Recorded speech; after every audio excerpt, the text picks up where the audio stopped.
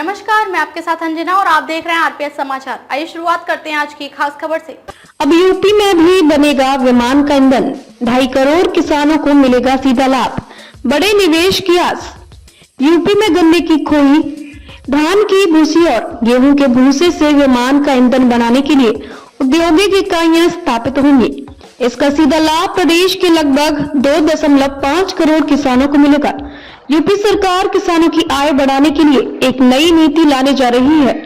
UP में गन्ने की खोई, धान की भूसी और गेहूं के भूसे से विमान का ईंधन बनाने के लिए औद्योगिक इकाइयां स्थापित होंगी। इसका सीधा लाभ प्रदेश के लगभग 2.5 करोड़ किसानों को मिलेगा।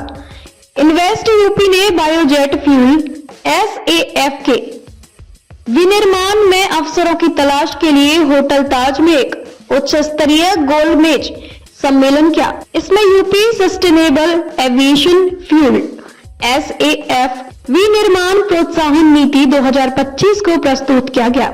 उस पर व्यापक विचार विमर्श हुआ। हरित ऊर्जा क्षेत्र की संभावनाएं तलाशी गई। सम्मेलन में प्रमुख निवेशक, उद्योग जगत के प्रतिनिधि और नीति विशेषज्ञ शामिल हुए। मुख्य सचिव मनोज कुमार सिंह की अध्यक्षता में हुई इस बैठक में प्रस्तावित SAF नीति के बारे में बताया गया। देश में अपनी तरह की यह पहली नीति होगी। मुख्य सचिव ने प्रस्तावित नीति में शामिल प्रोत्साहनों, सुविधाओं और नीतियों को रेखांकित किया।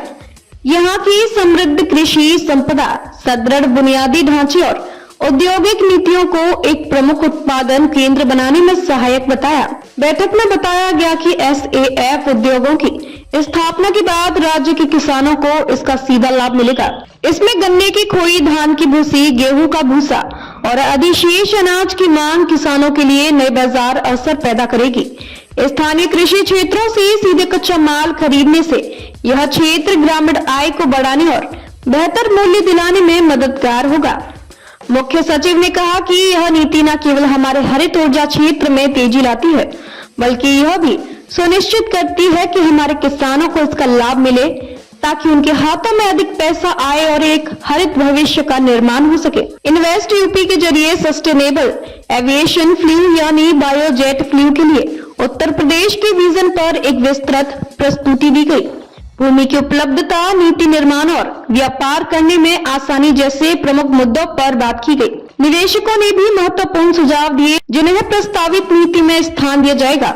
मुख्य सचिव ने बताया कि ग्रीन को AM greens, E20 green fuels, new era clean tech और मालब्रॉस ग्रुप सहित 18 से अधिक कंपनियों ने राज्य में SAF इकाइयां स्थापित करने में गहरी रुचि व्यक्त की है।